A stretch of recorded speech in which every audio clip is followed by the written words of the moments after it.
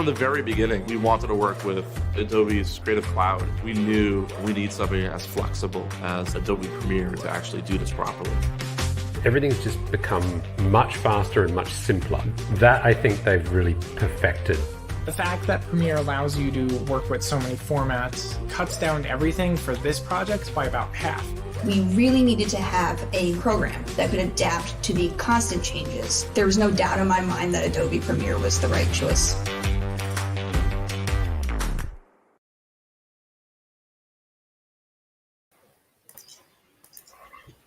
Hello, everyone, and welcome to the 16th CineYouth Film Festival. My name is Ryan Saunders. I'm the festival director of CineYouth, and we're so excited to be presenting this conversation between accomplished filmmakers Brett Story and Lance Oppenheim. Filmmakers out there, please send your questions in for the panel, and I'll make sure that they get to Brett and Lance to chat about. I also, before we begin, I would like to have a special shout out to Adobe for making this event possible. So thank you so much, Adobe. This festival wouldn't be possible without you, and we also are just so thrilled to be having this conversation here today. So I'm going to back out, and everyone, please ask questions, and also be sure to check out all the other films at CineYouth. So happy to have you all here. Hey, thanks for that. Hi, everyone. We can't see you, but we know you're out there. So thanks for tuning in. My name is Brett Story. I'm a nonfiction filmmaker, these days based out of Toronto, and I'm just really excited to be in conversation with Lance, whose films are really exciting to me, and I'm going to be teaching them in all my classes soon. But especially your latest film, a feature film, that's been making the rounds, Some Kind of Heaven. So I'm excited to talk to you about that. Lance and I were just talking before we went live about the fact that we met at a film festival that all of you aspiring filmmakers out there should really have on your radar, called True False, that happens in Columbia, Missouri every year. And we met last year, just on the verge of the total shutdown of everything. And it's a really special festival, and festivals are really great. And we can't wait for them to come back. So Lance, it's nice to be in conversation with you. And I think we should just maybe jump in kind of at the beginning. Like, maybe you could talk about when you started making films, why you started making films, what films meant to you when you started thinking about wanting to pursue this. Yeah. Yes, thank you. Before I answer it, thank you to CineYouth, thank you Adobe, thank you Brett. I'm really excited to be talking with Brett. I'm a huge fan of her films. So if you don't know, if you haven't seen The August, if you haven't seen Brett's movies, check them out because they are amazing. And I was looking at a lot of them while making my film Some Kind of Heaven. So I'm very honored that Brett took the time to make this conversation happen. Yes, movies. I'm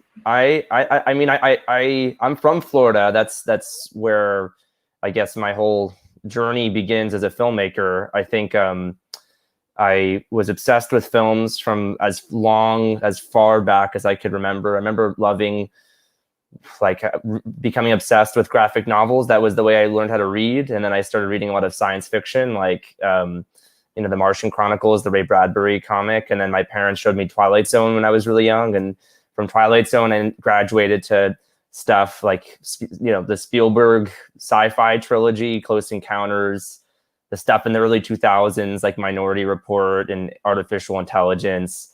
And then I started watching other things like Dark Days, Mark Singer documentary, and then Dark City, and anything that had the word like dark in it, I was just like, I'm in, because I was really bad at sports growing up. And I went to a Jewish sleepaway camp where I was, that was also sports driven. And I was even more relegated to the last person picked on sports teams. And that was also a place where I just constantly was reading about movies and thinking about movies and trying to disappear into them. And around the time of the recession, my dad had this kind of harebrained idea, to, right before everything collapsed, that there was a real estate development that he could kind of transform with his friends near the Everglades. We were the first family that moved into it. The recession happened, the real estate bubble like burst, and like no one moved in except for us. So we were basically like, 45 minutes away from Miami and 45 minutes away from Fort Lauderdale, which kind of put us smack dab in the middle of nowhere. So I didn't drive when I was younger. So I just spent a lot of time with my family and a lot of time watching movies. And I think probably like maybe in middle school, I started thinking, maybe I should just start making these things. And at the time it was like, I was very active on Vimeo. I was very active on I wasn't on Reddit yet, but I was on the proto Reddit, which happened to be this Kanye West fan forum, which is a random thing. But I was seeing that people were posting and sharing short films. And I would always sort of see that a lot of the films people were trying to make, that were my age, they kind of felt like, derivative knockoffs of their favorite filmmakers, which I obviously was experimenting with as well. So I could see someone was obsessed with Christopher Nolan and trying to make a movie like that. And I just realized that I would read the local newspaper a lot, and I realized that there was a lot more you didn't need as many resources to make a documentary. You could kind of just do it yourself. It didn't have to necessarily look so great, as long as you had a really compelling and interesting story and you found a novelistic take on it or an interesting way to frame it that, could be interesting unto itself. So that's what I started to do. I started kind of cutting out local newspaper articles, pinning them to my wall. I made a film. My grandfather passed, and this was one of the first times I think I really had a special experience making films. He had dementia. And when I first, I interviewed him actually 2 days before he passed. And then after he barely remembered anything, after he died, my father and I were cleaning out his apartment. I found this 8mm Super 8 trove of all these films that he had been shooting throughout his life, very much archiving all of them. And I realized I had about half, a lot of the memories he forgot, I actually had preserved that no one had seen in a long time. So I started working on a film that was kind of piecing all that together. And that was the first short film that I was really, I feel I felt really proud of and wanted everyone to see it. So that was the journey. A lot of taking stories, starting with my grandfather, then moving my way to local news stories that I saw in Florida, and just was oh, there's something interesting there. Let me just go and figure it out. And, used a camera that I had from school, went with a few friends. And I always loved that you could just, you never know where things begin in documentary, and you never know where things end. And all that it's a challenge to just remain present. And it's also a challenge to just, I think, as a human being, to be empathetic and be honest and try and exist as a person in these spaces that aren't really yours. So all those things, I think, propelled me to want to make more movies. Yeah, I feel maybe being bad at sports could be the through line that runs through a lot of important career trajectories. But I feel Florida probably is pretty important too in the story of your the kinds of films that you make and the characters you're drawn to. But I'm curious about experimenting with documentary in particular at the beginning. What did you feel you had an idea about what documentary was, and how did you what do you feel you learned just in those early experiments with making short films? Well, it's funny. I mean, I think going back to the sleepaway camp thing, I had a camp counselor who was a cinephile, and I remember asking him to make me a movie list, and he gave me, he was a documentary nut. He liked Iranian cinema. He gave me so he gave me the word Kiarostami, and I didn't really know what to make of that for a long time. And then I think when I was in 8th grade, maybe, I watched Close Up. And then it was a rabbit hole that I went down of just holy shit, documentaries can be so many things. They don't necessarily need the vessel of, advocacy or using them as tools for agenda-driven, educationally minded cinema, I don't know, An Inconvenient Truth, which no shade to the movie, but that was the big movie, I feel in theaters, that was making a ton of money growing up, that everyone was always talking about, where documentaries could be commercial. But I just saw that there was a whole other way you can make them.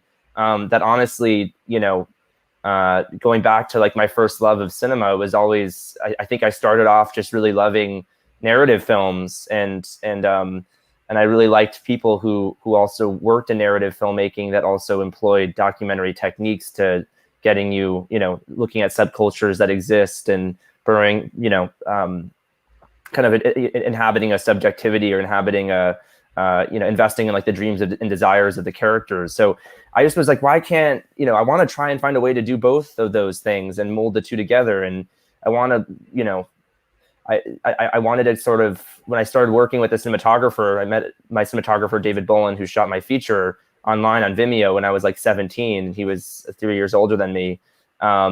We both were just like, I watched something he did. I loved it. I was trading messages after seeing that with him.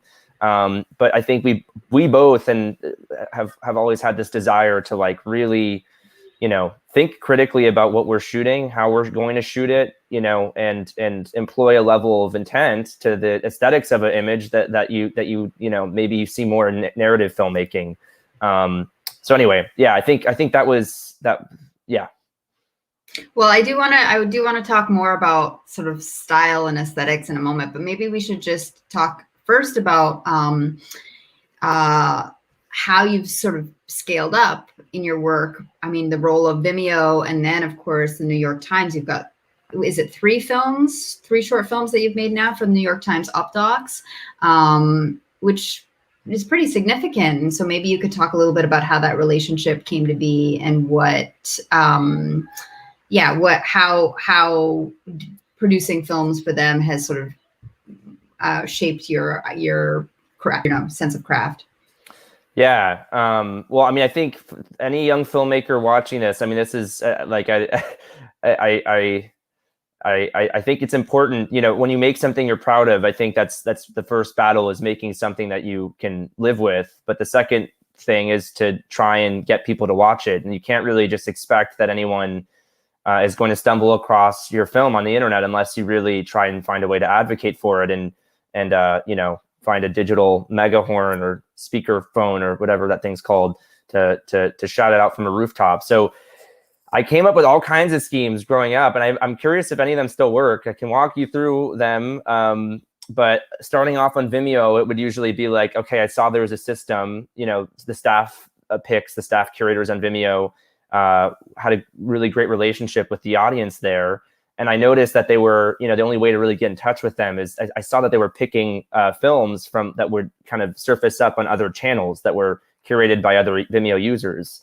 So I would like start messaging other Vimeo users being like, hello, thank you for choosing my film, previous film. I have a new film. And they never chose my previous film, but I was trying to get them to be aware. And eventually I just started seeing, eventually I got, one film on one channel, another film on another channel. And then the Vimeo folks kind of had, I think it was in their face, and they chose it, they liked it. And from there, what I was able to do is once I had like a Vimeo staff pick or two or something, I started submitting a ton of my submissions of ideas for films to the New York Times Op Docs. They have like a open submission form. And I did that for a long time. I never heard back. And then similar way of just seeing like, how can I get in touch with these people? I found one of the producers at the Op Docs, Lindsay Krause, who's a great reporter and filmmaker in her own right. But I found her on LinkedIn and sent her like a bunch of messages. And then finally we got in touch, got a coffee with her, kind of came very much prepared, had a bunch of printed out ideas of films I was trying to make and how I was planning on making them. And I really think like, and then other things I used to do that I am happy to talk about now because I no longer work. But like back in the day, the other thing I would used to do is I had like 50 different sock puppet Reddit accounts where I would upload my film on Reddit. And then I would like use a VPN and try and get it on the front page so I could try and get as many people to see it. So I was doing all kinds of sneaky things to get folks to be aware of the films. I did the same thing on like the Kanye West fan forum just to get, views, get people to watch it so that when I would, cold email someone or when I would try and make a, relationship, with someone who I didn't really know, I had the work watch, to show them. And maybe if there was a level of like, oh, this is a film that I'm not the first person who's seen this, that could be helpful. And the New York Times Op Docs, I would encourage like anyone, to submit. I think it was like the best, informal version of a film school that I went through. At least the editors there are incredibly smart. Andrew Blackwell, who I've worked with a bunch there, but essentially you would submit a cut of something. It's a rough cut they're usually looking for, and you go through a pretty intense revision process with them where you're just constantly re-editing things and figuring them out. And usually they come onto films quite late in the process. So what I was also doing was I made a bunch of these films in college co-curricularly. After the semester would end, after I spent a lot of time on the film, I would try and get them involved somehow. And without them, I would not have been able to make my feature, which initially started off as a short. And they had, it was the first film that they kind of had supported from the beginning versus, kind of coming onto it later. So I really would say, yeah, half the battle is like making the movie, which is a lot of work. And if you like it, even like, oh my God, even harder. And then, be very dogmatic about how you get people aware of your films.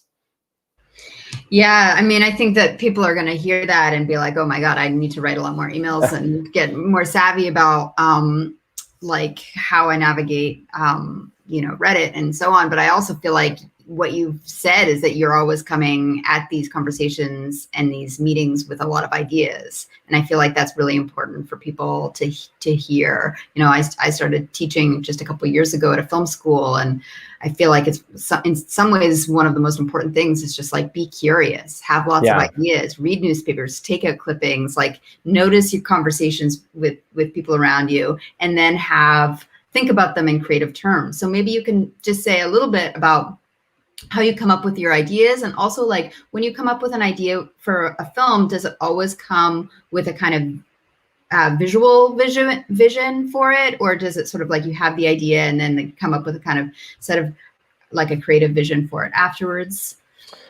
Well, I mean, I think to the first part, I really don't know like why certain things are interesting really until like usually it's like I think it does start with kind of an image or something, or if there's a long form journal piece and there's some interesting photos in there, that usually will always catch my eye. But I think subjects I'm always looking for, like I'm always interested in finding stories about. I think when I was in college, I was really interested in these stories of permanent residence in like of impermanent spaces or liminal spaces, and sort of looking at like what the effects in some part of like how, coming out of the recession, what that meant to people and how that changed industries from like airplane parking lots to, people who were living on cruise ships. And I think visually it does usually, I start thinking about something and I'm toying around with it. Usually maybe I'll start like listening to a music that seems interesting to me. Like on the film I made about the cruise ship, I was listening to a lot of like Nelson Riddle and Oscar Peterson and those kinds of folks. But then, yeah, I mean, I think for especially for The Villages, that was the whole, I think, genesis before I even had any version of like any idea of the film or what I would be shooting. I remember in like the very just scattershot like pitch that I like wrote up a long time ago was included these photos from the great photographer Larry Sultan, who I very much am indebted to, just artistically. I think like his work changed my life to some degree. Just when you look at his photos, when you read about his approach to those photos, he had a photo series called Pictures from Home, which featured his parents after moving into a retirement community in Palm Springs. And it all really concerned like the impermanence of their space and how soon in time, like this would be the last piece of real estate they would live in before dying. So there was all these like really mundane day-to-day things that are just beautifully photographed. In his whole process, he talks about riffing off of reality and, working with his parents, embedding himself in their normal routines, but slightly kind of composing things and choreographing the nature of how, the shots. Yeah, there was just something really beautiful in the philosophy of how he did that, where it wasn't artificially created, but in some ways he was like using an artifice to get to something more real. So anyway, that like all the films I think change over time, and I think if you are, and as you know, I'm sure more than anybody, and I'd be so curious to hear what your process is on this, but I feel like if you enter something like with too much of a conviction or too deep of a preconceived idea, and you're not open to, you know, the winds of life, chasing things or changing things around, but whether that's just stylistically or just, you know, your narrative focus, then, you know, I think you're not making the most interesting film. If you go in and you make the film that you were expecting to make, and, you know, nothing really has changed so much, I feel like, I don't know, personally, I it's never happened to me. And the times I feel like I have gotten close to that, like I've just made bad films that I'm never going to show anybody, which I also think, you know, many people do. And it's okay when you make a film that you're not proud of. You just have to keep moving and try and keep making more. Yeah, I mean, I couldn't agree more. I think that, you know, all films in a way are experiments. You begin it. It's the only reason you know that you have a blockbuster at the beginning is if you're working with a total formula. So if you're not working with a formula, then there's going to be a certain amount of risk. And I totally agree that, you know, trusting your instinct to be surprised and be, you know, astonished by what you discover is something that, you know, can then be offered to your audience. And it is a good instinct to follow. I really want to talk to you more about Some Kind of Heaven in a minute, because it's such a rich film. There's so much to say about it. But first, there's a question from the audience that I should ask, which is whether or not you have any advice for filmmakers right now who are trying to get their work seen during the pandemic. I think it's tough. I mean, I think this is something that I've been trying to figure out and throw everything against the wall on to get people to pay to watch a feature in a time where, you know, so many folks don't want to pay for anything, and for good reason, if you're already paying for a streaming service or something else. But on shorts, I mean, I think some of the mainstays, the main places to try and get your films seen, and I think in some cases remain the same. And I, you know, running through the list in my mind, there are places like Short of the Week, which you actually can submit films to these days. There are places like NoBudge, like Cinema Club. OpDocs. I believe The Atlantic's still doing things. The New Yorker's still doing things. I think it's like, I would really, I would really try and make that list of places that you can submit your work to, that you can find advocates, you know, at those places who appreciate or see something in your work. And I would just really encourage people to reach out to those outlets. And then also, I think the same thing goes for the community. And, you know, and here, I think like CineYouth is a great one of those great examples. If you're already tuned in here, I feel like you're probably someone who's curious and constantly trying to get people to see your work. I think in my experience, the role of a festival has always been, in some ways, less of a way to gain exposure, but maybe more of a way to find your people and find friends and make relationships with people who you always will share your films with and better your life as friends and as artistic collaborators. So I think if you're interested in doing that kind of stuff, I would encourage you to do the same. But it's a tough world out there, and I wish I had all the answers. I mean, I think there are still ways you can get sneaky online. You know, there are ways. I don't know if the Reddit vote manipulation still works. I know that all of my accounts have been banned. And anytime someone like tries to post about my feature on there, I think they think that I'm doing it, which is fair because I did do that a lot. So, you know, it's tough. I think it's a tough time, but I would try to go to those outlets, you know, and if someone says no, then that's fine. You know, I wouldn't take rejection as a thing to be deflated by. I think that really what you should, every time you make something, you're always learning something, and you should use the films you make as a way to make new relationships with people. So even if you do get turned down by, I don't know, the New Yorker Films or something, like try and make a relationship with the person who turned you down and ask them, what they thought, and honest, try and have that conversation with them. But Brett, what do you think? I mean, I'm curious if you have. Oh, I don't have any terribly good insight into how to get your work seen during the pandemic. It's definitely hard. I do think, I think what you just said just now is really important, that not to get discouraged by rejection. I mean, I've always wanted to go to a film festival and have like really famous and important filmmakers like just talk about all their failures, because I feel like some failures are not about you. It's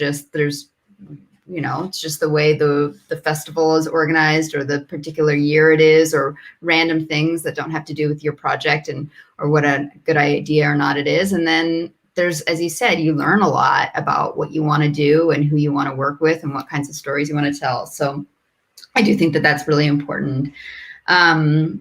But it is also really amazing that you made this jump to making your first feature-length film, and it's a really, really remarkable film. So first of all, just congratulations, Lance.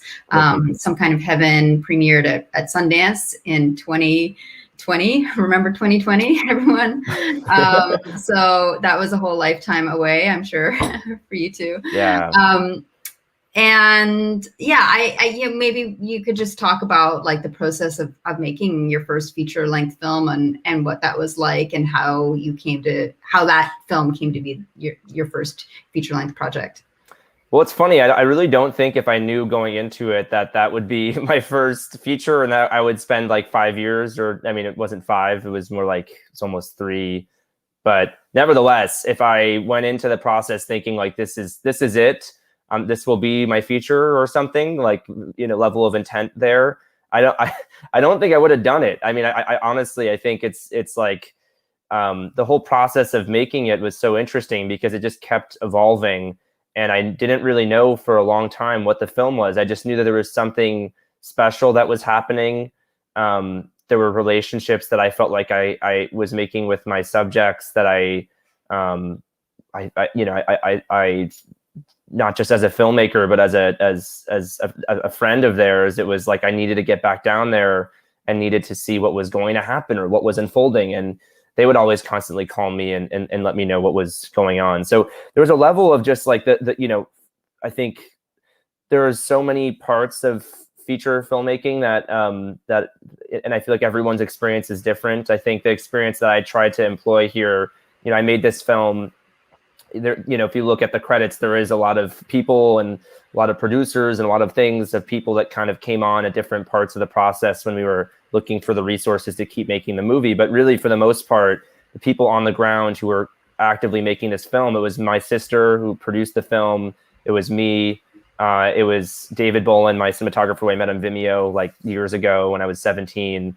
The same Richard Carlos, the sound mixer who I've been working with also like on all of my shorts, and Christian Vasquez, who is my co-producer and my best friend from college. So it was, and a lot of the people who were editing the film, Daniel Garber, David Shane, who was an additional editor on the film, a lot of these people were my friends from school, and I was really terrified about graduating, and I was working on the film. This was my thesis at the time, a shorter version of it was, and I was trying to find a way for all of my friends that were making films, how could we just continue making this movie together, and find a way for all of us to, not get paid a lot of money, but get paid something in return for working on it. So it did metamorphose into something that was quite larger, but the scale of it and the scope of it, I think really it was just the production size never changed. We never really, once we got the financing we needed, it wasn't like we were driving, a Tesla to set or something. I mean,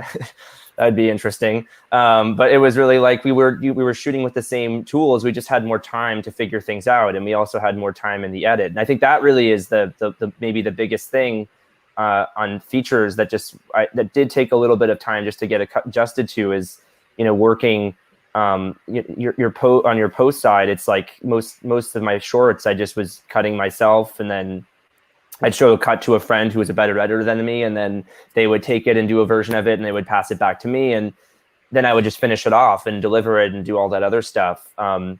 But here, this was a much more well-oiled machine to some degree and I think a lot of this goes to just, I feel like the co-author of this movie is Daniel Garber, the editor of the film. And I never realized, honestly, up until this point, just how important editors are in documentaries. I mean, Daniel, they're basically screenwriters. They are basically they are basically like directors who are making sense of all the mess behind the scenes. So there was a lot of that I think happened. But the transition to doing it was, I think I was using all the tools and tricks I was trying to figure out from, my early times of making films and trying to get the film seen. So the New York Times did contribute like an initial, like $5,000 or something to get there. And we stretched that also with the help of Maida Lynn, who I know you've worked with, Brett. We stretched that to like 25 days on our first shoot. After that first shoot, I knew I didn't really have enough material for like a short, and I definitely didn't have enough material for a feature, but I definitely wanted to keep working on it. So I cut together kind of like a 6-minute sample reel that I then took around for most of kind of a year, just lying through my teeth to people about like what the film was, what it could be, how it was, how we were planning on doing things. And it took a lot of bullshitting to finally find, and I think more kind of, you eventually talk to people who realize that you're lying, but also see the potential in what the idea is.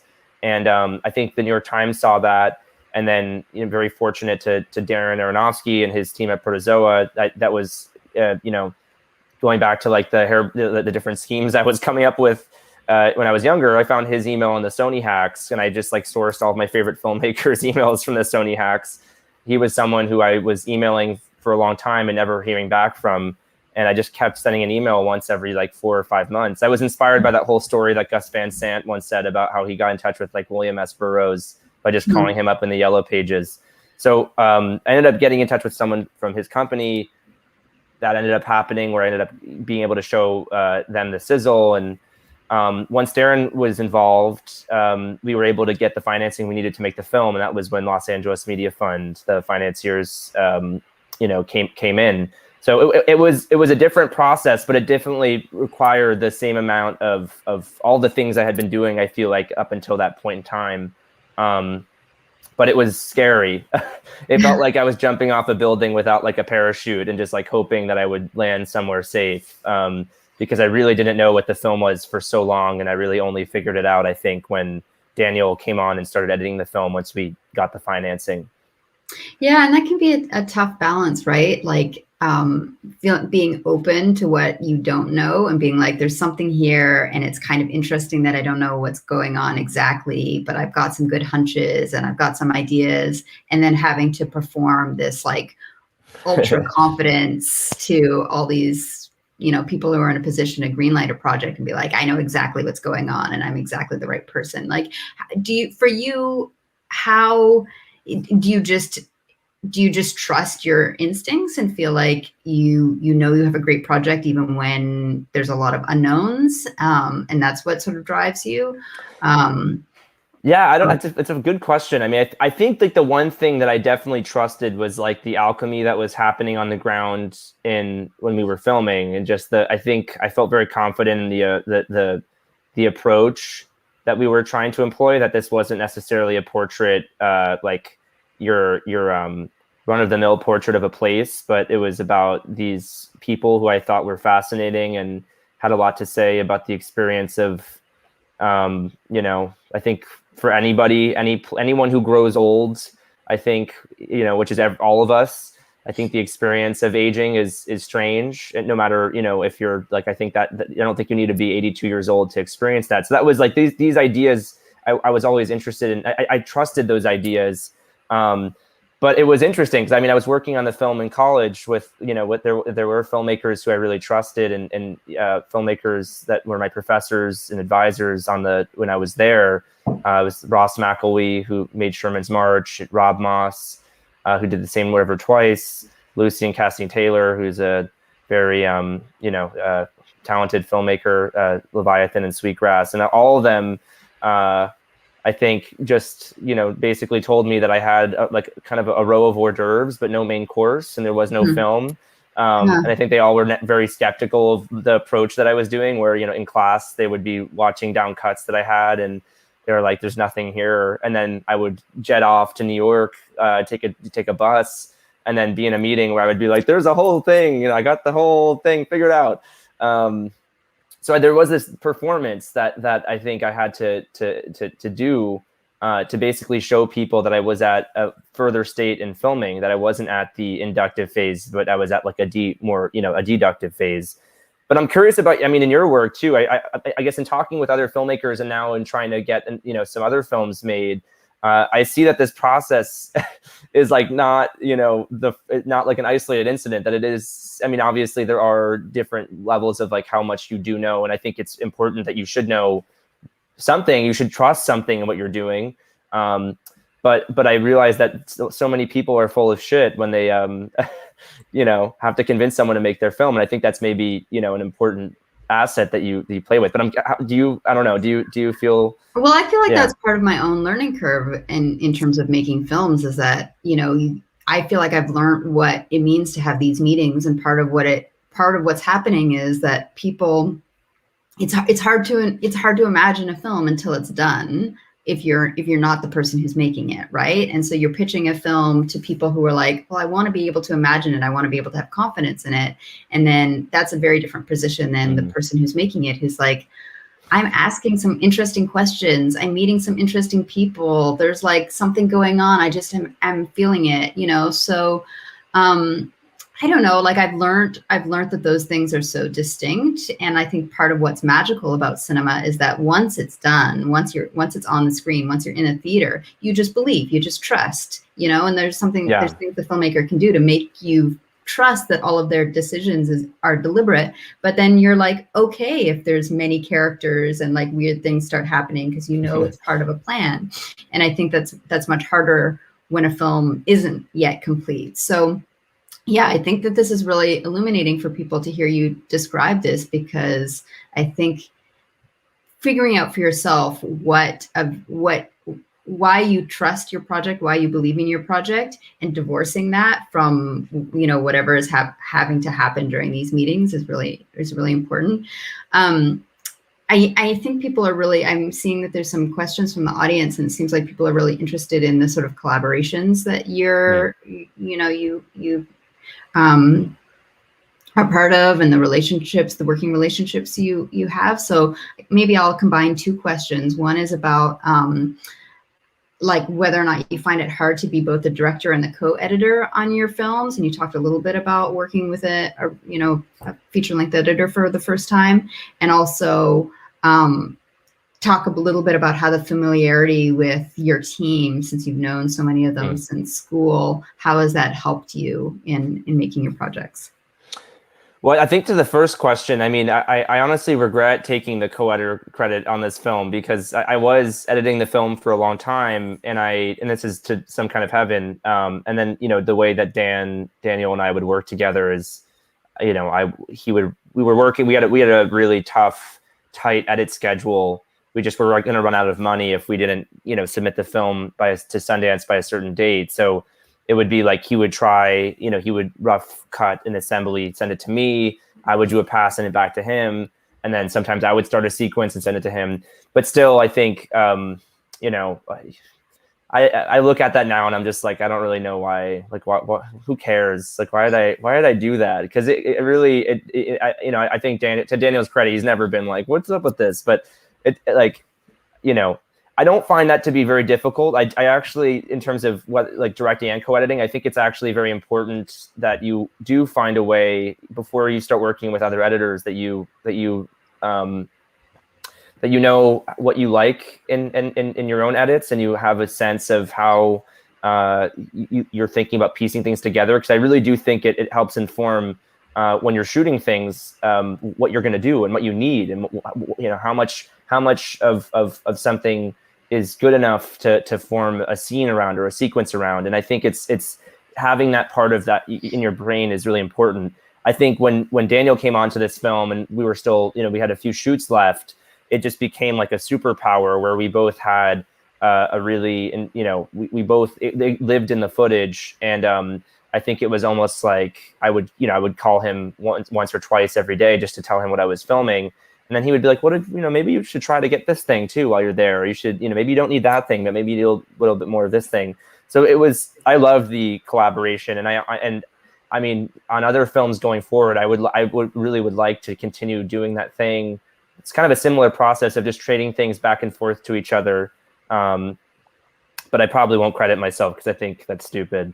So anyway, and then, working with the same team, I mean, I do think it's really nice. And I would encourage, if you have friends that are making films and, you like working together, just continue working together and continue trusting each other's instincts and continue to try to push each other. Because I think that's really something that my sister, who doesn't really, she works, her day job is outside. She's not a filmmaker by trade. But she's just a brilliant person and very smart and very creative and also just far more organized and methodically thinker than I am.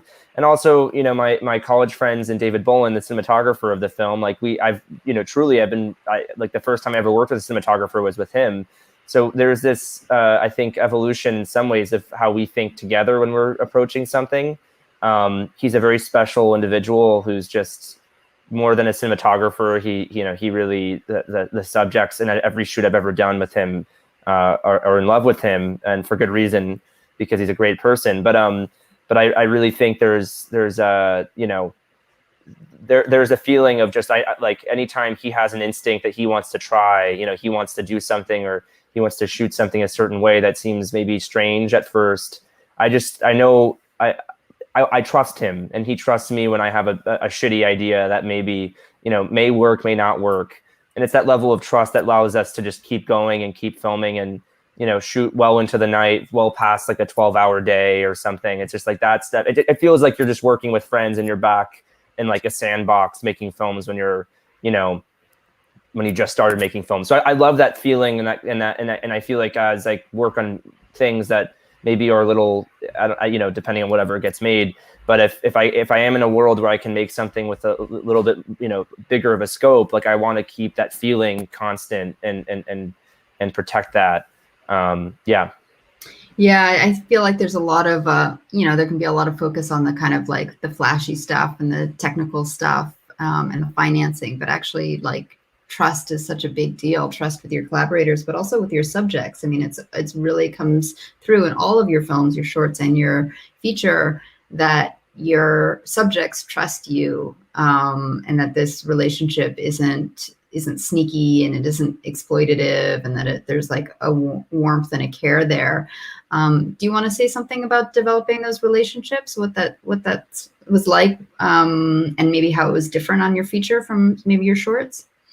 Yeah, I mean, I think well, I appreciate you saying that. And I think, I definitely have grown as a filmmaker over time. I think making shorts are difficult for a variety of reasons. I think one, at least, everyone has a different process. My process would always be I would find a story and try and talk with the subjects as long as I possibly could until, it came time to film.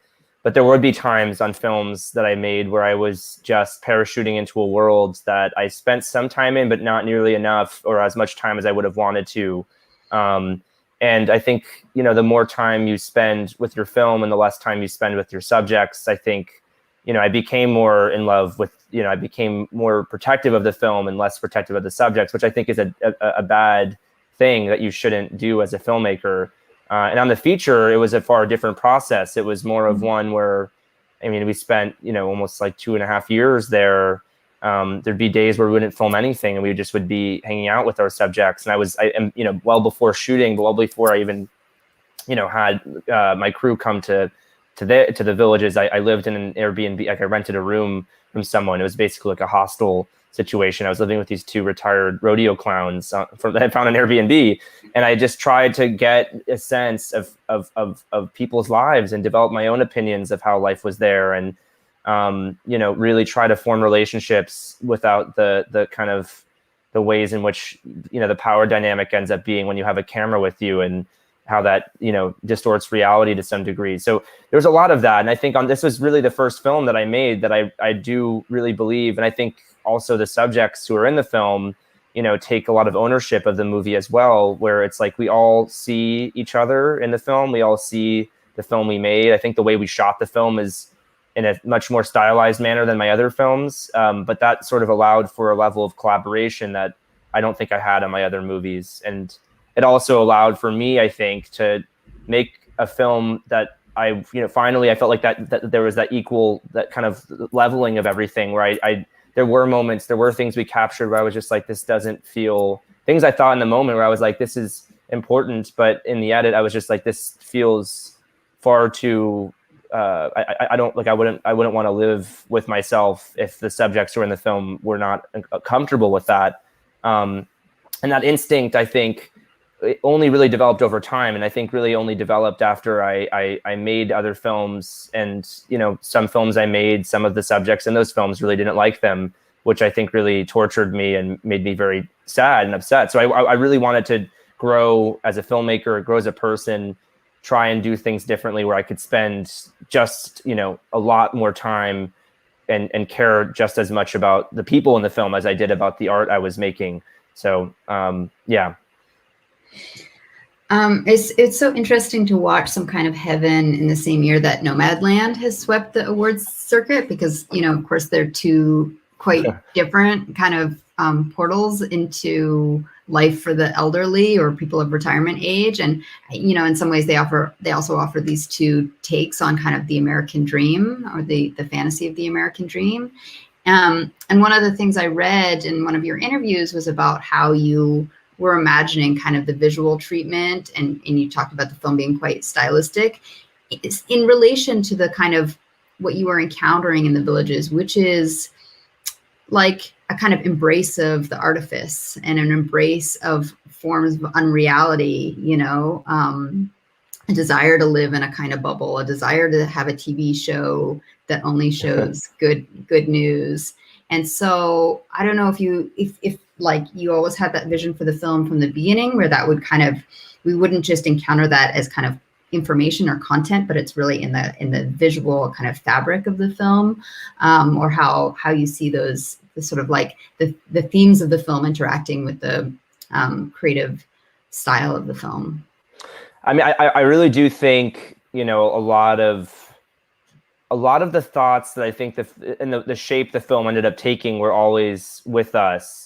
It was a constant. I think that the thing that took time to figure out was how we had so much material, and how just to weed out so many other elements that were interesting, but maybe not as complementary to to what the film ended up becoming. I think, speaking to the unreality and everything, I always wanted to make the film feel like a bubble inside of the bubble there, right? And I wanted the place just looks like it's already production designed for a film that, to be shot in. So I wanted to just make our film sort of feel like an extension of the place there. And we studied a lot of the marketing videos, the infomercials that the villages produced. And I wanted even the beginning of the film to have that gloss, or it looked kind of, you can be inside the world, inhabit the fantasy, only need to sort of go left. But the other thing too is, I growing up with knowing the place so much, I always I know how the place is talked about in the media, and I mean in light of also all the events of the election, and how I think that even more so drew a spotlight onto the conservative stronghold that that the place has become. I really wanted to find a way where I could do something different from that, and not just make the film, serve the same exact purpose that, I don't know, a long read journalistic expose on the activities of Trumpers who live there is, are. I think to me that the more interesting phenomenon was just the fact that hundreds of thousands of people were deciding to leave, some semblance of what maybe we consider to be normal reality, into a place that reminded them of their youth. And there was this Peter Pan syndrome that was happening en masse for this entire generation. So for me, that was the thing that I feel like, whoever, I mean, you can see it in the film, the place is extremely racially homogenous. It's 98.3% white. And if you're living in a world like that, there's a chance that, like, surprise, surprise, maybe you are also extremely conservative. So to me, it was just like all those symptoms of who you voted for and what you exist as and how your beliefs of the world. I feel like we're almost symptomatic of the choice to live in that world to begin with. So to me, I wanted to find a way to like explore what I saw was the, something that really seemed pretty terrifying. And I think in some ways that also like relatable in some ways, where we all live in our own versions of reality. That's, I feel like, what like the internet does to everybody. It also, like, anytime you're on Twitter and you're receiving the news, it's almost like a movie. It's your own personal curated movie that exists for you. So I saw something, also interesting there, where I didn't want to just make a movie that was like the OK Boomer movie that just, made fun of every person that lived there, or critically just, did exactly what you would imagine a film like this to do. I wanted to find a way where I could actually, see something that was far more universal, which in my mind was like that choice to ice out anything that is negative from one's life, which is like, I think in theory seems kind of nice if we could all live in a blissed out paradise place. And then also show that, like, I mean, that your problems in life, like, never really stop fading away. And what is that actually? I mean, it's not maybe revelatory for some people, but I liked on a procedural level, like, how does that actually happen, and what happens when that Truman Show boat kind of like hits a wall. So anyway, I feel like I'm rambling, but yeah, that was sort of the reason, I guess, in some ways the movie took the shape it did, that it's not, maybe more of a film about the place, but it's more about these people who live on the margins of the place. And that's what cinema can do, right? It doesn't just, and maybe this is a misperception some people have about documentary. It just delivers information rather than, like all cinema, kind of enacts a feeling of a place. Like I feel like you get a feeling of this place even outside of your individual characters and the stories that they tell. Well, I hope everybody who's in the audience gets a chance to see this film. It's really, really special. And we only have a minute or two left, but I do want to make sure you have a chance to offer any advice that you might have for young filmmakers and filmmakers making the jump from shorts to features. And also, if you feel comfortable telling us what you're up to next, I'm sure people would love to know.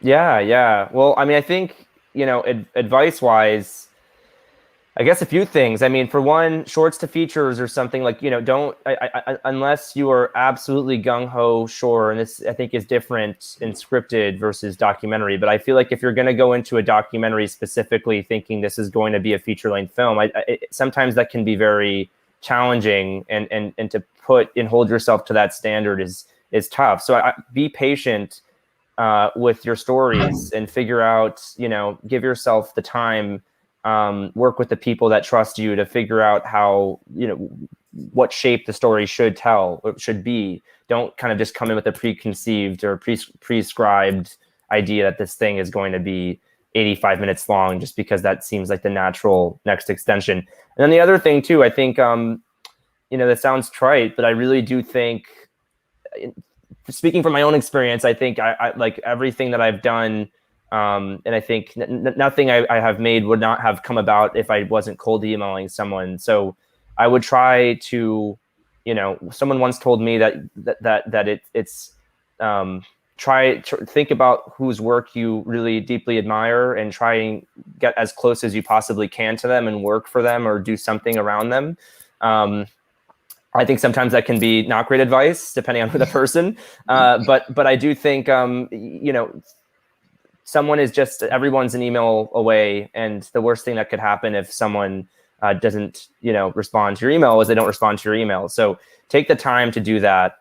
And it doesn't matter who they are or where they are, but do it. And whether that be a documentary subject, whether that be, someone who runs a curation site or something, whether that's someone who is a financier whose films you've liked in the past, which may not be like a suggested mode that maybe some like an agent would probably recommend, but who cares? Just get in touch with people if you really admire what they're doing.